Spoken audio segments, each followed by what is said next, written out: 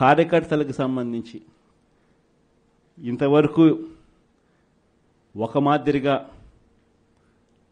చూశాం.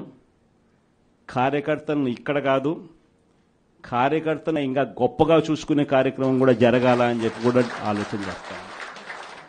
మీ అందరికీ కూడా నేను ఈ విషయం భరోసా ఇచ్చి కూడా చెప్తా ఉన్నా. ఈసారి మాత్రం కార్యకర్త అనేవాడు వైఎస్ఆర్సీపీ జెండా మోసిన ప్రతి ఒక్కరికి చెప్తా ఉండా, ఈసారి జగన్ మీకు ఖచ్చితంగా భరోసా ఇస్తాడని చెప్పి మాత్రం హామీ ఇస్తాను.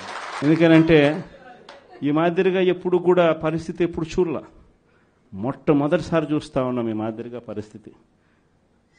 వీళ్ళంతకు వీళ్ళే కొడతా ఉన్నారు, వీళ్ళంతకు వీళ్ళే దొంగ కేసులు పెడతా ఉన్నారు, వీళ్ళంతకు వీళ్ళే మ్యానుఫ్యాక్చర్ చేస్తూ ఉన్నారు కేసులు, వీళ్ళంతకు వీళ్ళే విట్నెస్లు మ్యానుఫ్యాక్చర్ చేస్తూ ఉన్నారు, వీళ్ళంతకు వీళ్ళే కేసులు పెడతా ఉన్నారు. ఒక మనిషిని ఏకంగా 10 చోట్లకు తిప్పుతూ ఉన్నారు.